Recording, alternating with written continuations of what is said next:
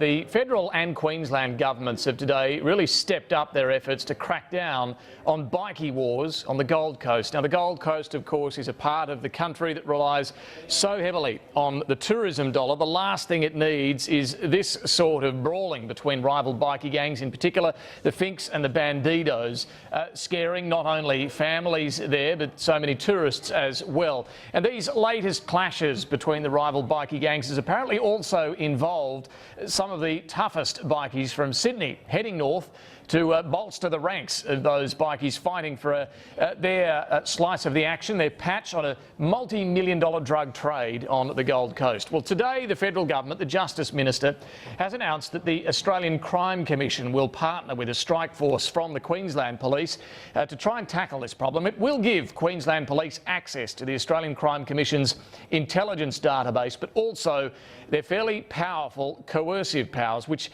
can mean that a bikie member, for example, a gang member, can be compelled to give evidence, to answer questions, and if they don't, they could be jailed. It will also see members of the Australian Federal Police and even the Tax Office involved here to bring all their powers to bear on trying to stamp out this problem. Police numbers as well, for the state government's part, have also been strengthened around the Gold Coast to stamp out this issue.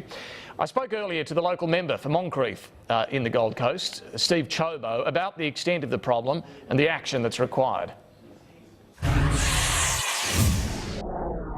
Steve Ciobo, thanks for your time. First, can I just ask you to explain the sort of problems you're experiencing there with these bikie gangs? Oh, well, look, David, I mean, the reality is the Gold Coast is Australia's premier holiday destination, and what we saw happen last week was frankly unprecedented. We've seen an increased level of brazenness from criminal gangs, and that's why I've been talking to the Federal Justice Minister, Michael Keenan, and of course we're going to work cooperatively with the Queensland State Police to make sure we really throw the book at all these criminal gangs. So what's the involvement of the Australian Crime Commission going to mean practically? Well, look, I welcome the commitment from the Minister, that is the Minister for Justice, to the involvement of the Australian Crime Commission. What it means, David, is that now for the first time we've really got the opportunity when it comes to these criminal gangs to use the whole suite of federal powers and federal agencies to basically augment what it is the Queensland State Police are doing. Now, the inclusion or the embedding of the Australian Crime Commission officers means that, for example, we've got at our disposal the coercive powers of the federal government. We've got at our disposal the Australian Taxation Office, Centrelink, a raft of different agencies who can all work cooperatively with the Queensland State Police to be super effective. And those coercive powers will mean, won't they, that gang members can be called before secret hearings, and if they refuse to answer questions, they can be jailed. Absolutely, and look, I think that none of us make any apology for the fact that when it comes to absolutely throwing the book at these criminal gangs, that we're going to use every power available to us. The Australian Crime Commission is the most powerful federal crime body that there is, and I welcome the fact that the Crime Commission is going to be involved in helping to clean up the Gold Coast and helping to drive these criminal gangs out of this city, because we don't need them. We had a civilian shot in a shopping centre around 12 months ago. We had 60 criminal members of a criminal gang involved in a street brawl. Enough is enough. The community's had a gutful.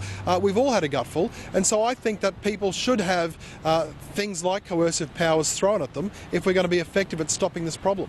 Is the Commonwealth Government then going to take some responsibility if this problem isn't fixed? Well, look, ultimately, of course, we'll never solve all crime. We know that. But what we need to make sure that we do, David, is apply as much pressure as we possibly can. We're going to have the state government and the federal government working hand in glove. I'm delighted to be here today and to have had the Queensland State Police Minister and the Federal Justice Minister indicating a strong show of support. We're going to have state unexplained wealth laws, state police working with federal unexplained wealth laws, federal coercive powers, federal agencies. So make no mistake, we are dead serious about stopping this problem. And bear in mind too, David, that this wasn't so much of a problem here on the Gold Coast until Labor withdrew the federal police and until Labor withdrew federal resources from this great city. All right, Steve Ciobo, we'll have to leave it there. Thanks for joining us.